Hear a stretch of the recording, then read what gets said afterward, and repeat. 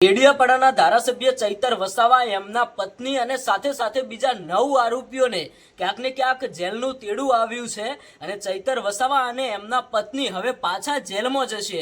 હવે શું છે સમગ્ર ઘટના?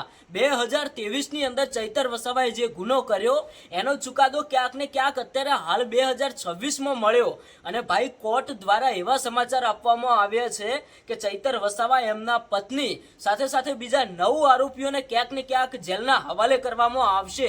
હવે શું ખરેખર ચૈતર વસાવાને કેટલા વર્ષની સજા થશે?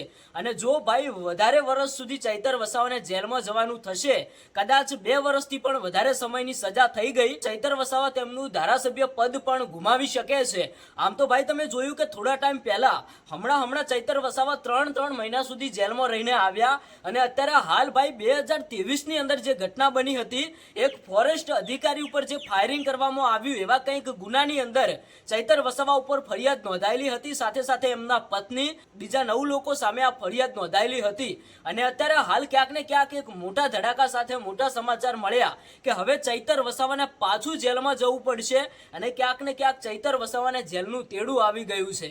ભાઈ તમે વિચાર કરો કે જે આદિવાસી સમાજમાંથી ચૈતર વસાવા આવે છે એમાં ભાઈ આદિવાસી સમાજ એમના માટે રાત દિવસ લડે છે અને ક્યાંક ને ક્યાંક ચૈતર વસાવાને સપોર્ટ કરે છે અને ચૈતર વસાવા એમના સમાજને સપોર્ટ કરે છે। પણ ભાઈ તમે જોતા આવ્યા છો કે ચૈતર વસાવાને વારંવાર ક્યાંક ને ક્યાંક જેલમાં ફસાવવામાં આવે છે। કોઈ પણ ગુનાઓ હોય, આજે ભાઈ ચૈતર વસાવા ઉપર 15 થી 20 ગુનાઓ નોંધાયેલા છે, પણ કેવા ગુનાઓ? ચૈતર વસાવા પોતાની જનતા માટે લડતા હોય, પોતાની જનતાના હક અને અધિકાર માટે ક્યાંક ને ક્યાંક સરકાર સામે લડતા રહે અને એમને વારંવાર જેલમાં નાખવામાં આવે છે। ભાઈ જે 2023ની અંદર ઘટના બની ગયેલી, અત્યારે હાલ 2026ની અંદર કંઈક સમાચાર મળે છે કે ચૈતર વસાવાને હવે ભાઈ ક્યાંક ને ક્યાંક જેલનું તેડું આવી ગયું છે અને ભાઈ કઈ નાના મોટી જેલ નથી થવાની, બહુ મોટી જેલ થવાની છે। એની અત્યારે હાલ સુનાવણી થવા જઈ રહી છે કે ચૈતર વસાવાને કેટલા સમય અને કેટલા વર્ષ સુધી જેલમાં રાખવા જોઈએ।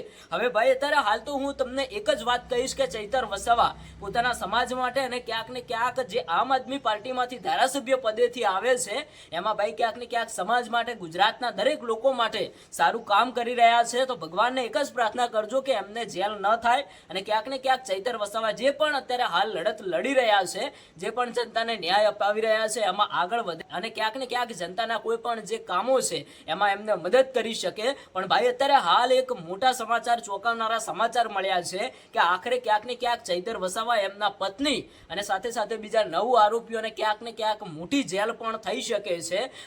એમાં તો ભાઈ ક્યાંક ને ક્યાંક વકીલે એવું પણ જણાવ્યું હતું કે આ સજા ક્યાંક ને ક્યાંક 10 વર્ષની પણ હોઈ શકે છે, પણ અત્યારે હાલ જે ચુકાદો એમાં એમને કેટલા વર્ષની સજા થશે એ અત્યારે હાલ જાહેર કરવાનું છે। તો દરેક માહિતી જાણવા માટે આપણી આ YouTube ચેનલને સબસ્ક્રાઇબ કરીને રાખજો। મળીએ એક નવા વિડીયો સાથે।